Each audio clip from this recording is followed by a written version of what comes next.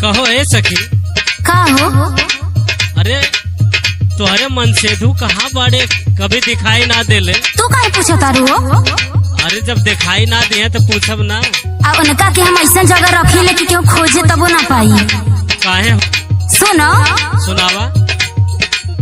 मारे सब नजरिया सखी हमारा भतार के। सुनो तारू? सुनत है हो। मारे सब नजरिया सखी हमारा भतार के, यही नाते रखिल बलम के कुंडी मार के।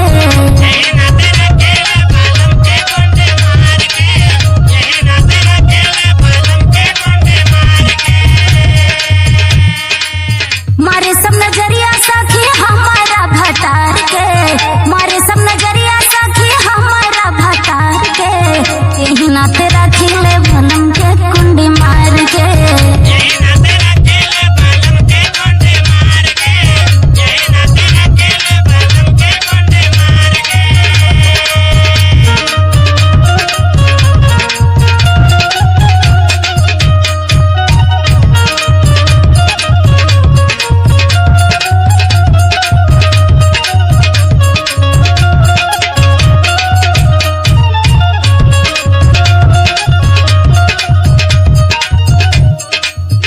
सखी हाँ ये इतना रखवाली करे लगलू।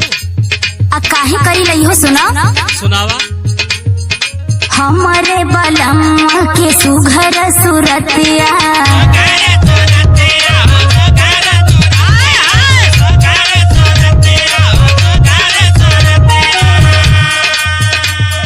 सब कर में हरियाणी हर दिन रतिया।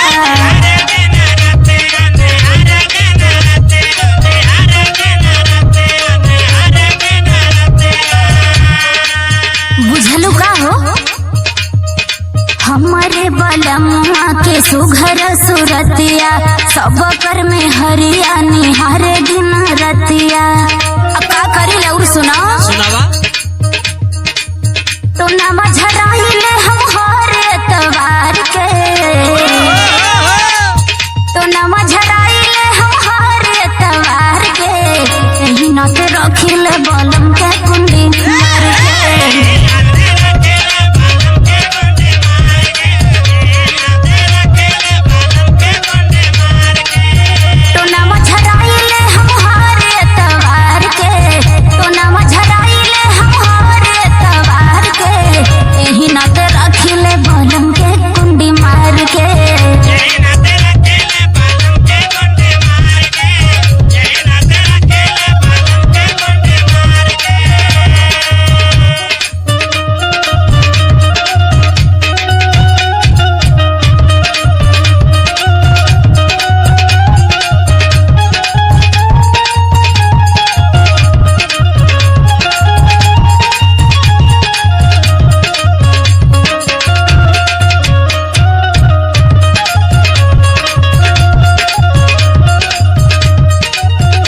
कहो सखी। का हो? ये तनी सुगर सूरत बा। और का? अच्छा और सुना सुनावा। खाना खियाई हम बलमुआ के भीतर,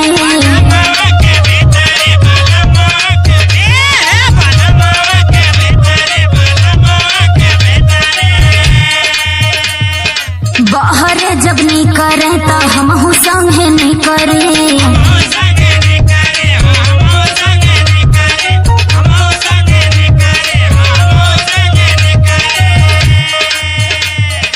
खाना खियाई हम बलमुआ के भीतरी, बहरे जब नी करे तब हम संगे नी करी। और सुना सुनावा। केहू बस में करी कैसे तूने राजकुमार के, केहू बस में करी कैसे तूने राजकुमार के, यही नाते रखिले राजा के कुंडी मार के।